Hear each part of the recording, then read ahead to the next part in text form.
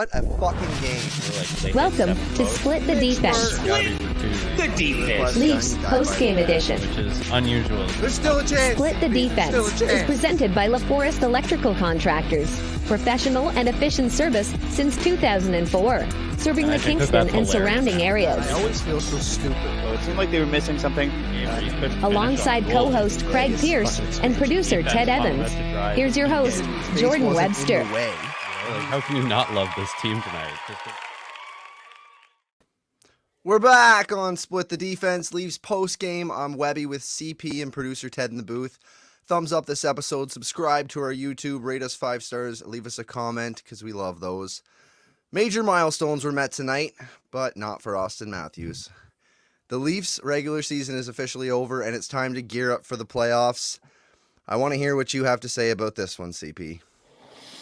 Oh, it's a tough game, you know, like you go into it thinking that all you care about is the 70 goal mark. And now that he didn't get it, I'm kind of like, well, that was kind of a shitty game too. So, I mean, it's weird when he goes for it. He seems to not like have the best of luck. I guess like you're just pushing it too much. And, you know, a guy like Holmberg who just kind of like flips one over the goalie's shoulder and it goes in. So, I think just trying too hard, trying to push it.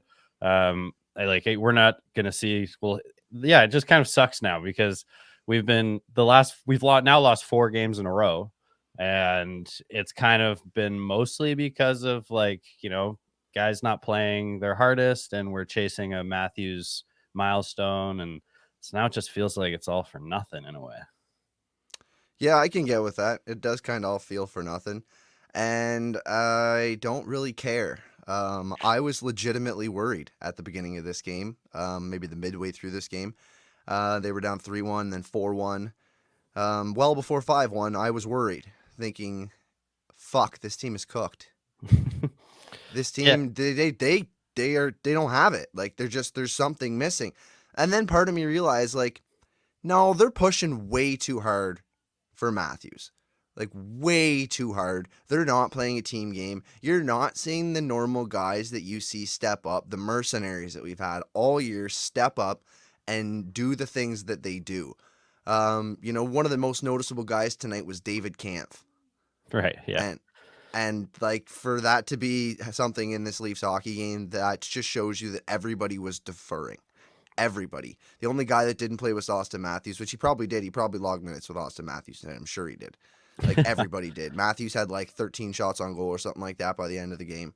Something ridiculous. It was 11 when I last checked. So he had so many opportunities tonight, but he never got it to cash. And I think you're right. He was pushing. He was pushing too hard, and the whole team was pushing to him, and everybody was trying to stop him. It was like the Tampa Bay Lightning only had one thing to shut down, and that was Austin Matthews. And I think that was the Achilles heel. And I don't really think it was about winning hockey games for these last couple of nights.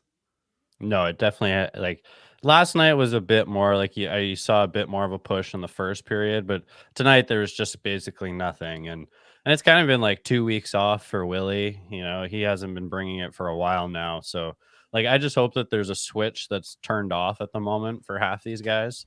And we see a different team come Saturday because, and like, I don't know, like, my expectations, I guess, were just so low going into it that like I shouldn't care about a loss, but I hate losing. So it still bugs me, but everyone's just kind of like Willie not playing well, then affects Tavares. You know, Tavares is just kind of not looked great now for 2 games. Whoever's been on that line, which is mostly Nyes, like, not looking great offensively. So I don't know. And like, is Willie going to be playing on the second line come Saturday? Like, that's another thing where. Can anybody honestly answer that question? Can Sheldon Keefe look himself in the mirror right now and answer the question of who is going to play where on Saturday right now? I don't think he's 100% even set in that. And you have to take into consideration Martin Jones is in goal. Riley, McCabe, and Edmondson got the evening off. Max Domi's out. Calle Ehrenkrok's out. Bobby McMahon's out. They're all possible to play game 1, but half the team isn't there. So it's going to be a completely different team come game 1. For sure. right? Yeah. It's not even going to be the same group of people. So this struggling group of who's going to play where and what are the lines going to look like, well, you don't know, because that you can't take anything that you saw tonight or even last night much into consideration, because there's going to be guys available that weren't available, guys that are playing in different spots. I really honestly couldn't tell you who I think is going to be in the starting lineup or where William Nylander is going to play in game 1 of the playoffs. But you know what? If there was betting on it, I would put it on the second line right wing, just because that's where he always ends up. Yeah, that's true. And like, yeah, I will say that like one positive I'll take from this game is that Matthews and Marner both look very healthy. And so, you just, what more can you ask for than your stars? Everyone basically that's like truly important to this team is coming in healthy. And yes, like we're coming, like there's some, injuries on the edges, and hopefully Domi's pretty healthy because he's become a really important player. But if Bobby McMahon isn't in the lineup, like doesn't necessarily like make or break it, right? But just to see that like Yeah. Matthews is pushing so hard, he's obviously feeling like good enough to be in there. So yeah. Yeah, I will give it to Mitch Marner. That guy was buzzing, and he has been buzzing. He's looked really good since he come back. He's gotten better every game. At least his foot speed, his game pace, the way he pushes the pace of the play. He was forechecking hard tonight, and he was working like a dog to try and get that puck to Matthews all night. Now, again, it was all deferring to Matthews constantly when there was other plays wide open, and plays that you're used to seeing this Leafs team make that just weren't made.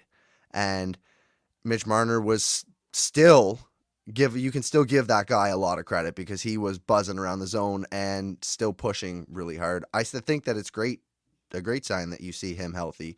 I think it's a great sign that Matthews isn't going to be playing like this in game 1 of the playoffs. I guess just as an overall summary of what we've been going over is that these last 2 games, they didn't count. They as much as we said they counted, they actually didn't count. And we joked, oh, they don't count, and to me, they really felt like they did. They're Florida, they're Tampa, they're gear up games. And, we said everybody's going to rest, and then nobody really. I mean, none of the core 4 rested. No, one of the core like 5, we obviously but like I think the biggest 2 rested were Riley and McCabe. I guess Samsonov and Wall, neither of them were the goalie. Yeah, but like the forwards, like Keith said in his like interview, I think this morning or last post game, maybe yesterday, it's that like he's like basically only has 12 healthy forwards here, so like there was not much of resting to be had, unless he was going to go 11-7, which they did think about. Like they couldn't really rest anyone. So no, that's right. They only had, like you said, I've only got 12 forwards available. That's probably like 3/4 of the reason that he actually dressed Matthews. If he had a whole bunch of options, like there's a world of possibility where Matthews didn't dress, but obviously he was shooting for 70, and I think that there's just too much respect there mutually between coach and organization and a superstar player that they're not going to sit him, right? yeah, But you can't read too much Keith, into this game. Keith did everything he could for Matthews, like put him out there in every situation, even pulls the goalie when like it's obviously and they're not going to come back and win. And he'll chalk it up to just practice, like 2 they're games just in a row. preparing for a 6-on-5. That's how he said it for yesterday. But it's like, well, we know what you're actually doing. Like we're chasing something. What I'd like to say, though, is that I did have good faith coming back at the end of the game. It was right around the John Tavares goal where I went, oh, the team's not cooked. So if they didn't play so focused on trying to get Matthews that goal for, 55 minutes of the game, where they actually, they had the 1 minute where John scored and a couple other minutes where they actually got good attempts from other players. But if they didn't weren't so heavily focused on Matthews, they probably could have beat Tampa tonight. And I wonder if they weren't chasing 70, what the game would look like against Florida last night as well. Because, like, I know that you say at the beginning of the game that it didn't matter and you don't think that was a part of it, but I really do. I really think that these last 2 games were more about his milestone than the team. Yeah, the first period yesterday was just obviously a team game. And other than that, I feel like it's just been 5 pretty bad periods. Where like, yeah, one guy out there is getting great shots, but Other than that, and like everyone kind of scoring late in the game is because Tampa's just hyper focused on one guy, and like Tavares scored from Matthews' spot, right? But it's like Matthews starts moving around, and so Tampa's defense starts moving around with them, and there's openings, and they did try real hard for like a minute, and then like the last minute, it was more of like, okay, well, John Tavares is wide open in the slot, or not in the slot, but on the right side there, and yeah, they're gonna take it. So yeah, it's kind of a double-edged sword there where, Matthews is trying a little too hard, but at the same time, like he's always has someone like marking him specifically, and if not one, like two. So yeah, just tough at that point. But then that makes someone else open. It's true. It was absolute silly season though. Like, I mean, you can't even take this time of the year seriously. The way that you can see like Noah Gregor has an extra gear right now for some reason. Like he's like, oh, maybe I can get another goal or two. Like maybe I can just pad those stats. And like Pontus Holmberg's playing with a little more like, hey, maybe I can get. Ryan Reeves scored on a one-timer tonight. Right. Like what? All those guys have in common. What? They're like at the bottom of the depth chart. Right. So yeah, like those guys are the guys trying because they're not sure if their seat is secure. And Gregor, like season. He's been resting for so long, like he just has extra gas in the tank, right? Like that's part of that one. But yeah. I think we just forget. We just forget that. I don't care about the losses as much as like just having a 4-game losing streak going into the playoffs is just the part that just doesn't feel so hot to me. And we haven't seen a clicking team. Like, yes, I don't care about those last two results, but like it just would have been good to see something, like just a little bit of clickiness so I could feel a little more confident. I felt more confident on Sunday than I do today. But it's just the nature of the beast when you're coming down to it. You push the button now, CP. You push that button. Boop. Reset. None of that counts. It doesn't matter anymore. We're in the game. We're in the show. We're in the dance. We're going to play. It's, you're just one of 16 at this point. It's anybody's game. Brand new season. So anything could happen. Anything could happen at this point. I really, like I said, I wouldn't take the last few games into consideration at this point anymore. We can stop talking about it. We do have to give the opposition a little bit of love here. Kucherov becomes only the 5th player to ever score 100 assists. I didn't know there was only 4 players to do it before him. I didn't realize McDavid was one of them either. Gretzky, Lemieux, or McJesus and Kucherov, the 5 players to score 100 assists in a season. That's crazy. It is crazy. I wish it was someone else, but yep, crazy. That's it. ACP can't get any love from you. Kucherov, I loved how there was a point tonight where I thought they were booing him, but I think as there's many Leaf fans as there were in the building, like I think everybody was cheering at that point. You got to give them love for that. Well, I think their cheer for Cooch sounds like a boo because they're all going Cooch. So yeah, that's what I was thinking. Yeah, that's my point. Sounds like booing, but they're actually giving them love. So yeah. Yeah, well, it's an amazing feat. Like, I mean, those names there, like, would you put Kucherov with Gretzky, Lemieux, and or no McDavid? No. Yeah. No. Would I put McDavid with those guys? Oh, yeah, absolutely you would. Would you put Kucherov? No, you don't have Kucherov. No. Like, and those guys got there this year, so like that's just nuts. You have to give that to Kucherov. He did a pretty fucking amazing thing.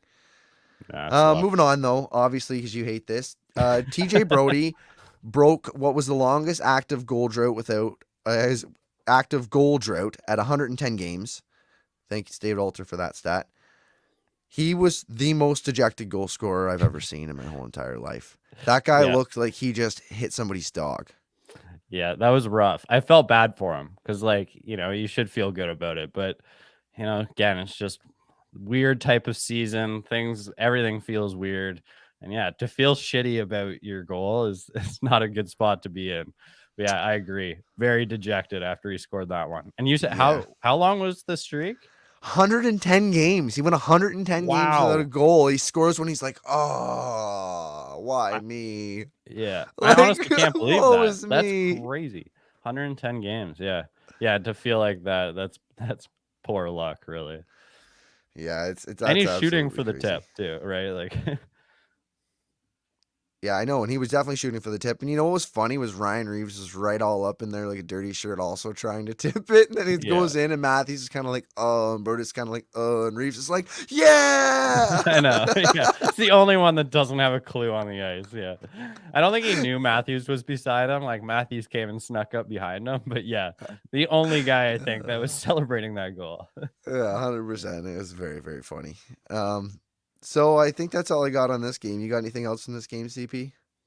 Not really. I mean, it was funny that I didn't even have the thought really that Jones was going to be in this game. And like it was to me, I was hoping to see Sammy just to like maybe, you get a good game out of him.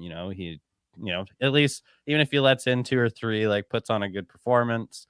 But now I'm just like, at least we got to see Jones, I guess, so that he's the third possible. But I'm very confused now who is going to be the goalie coming Saturday, because Justin Bourne seemed to think it was Wall, right? I thought it was going to be Samsonov, and now we have no more information because Jones was in net.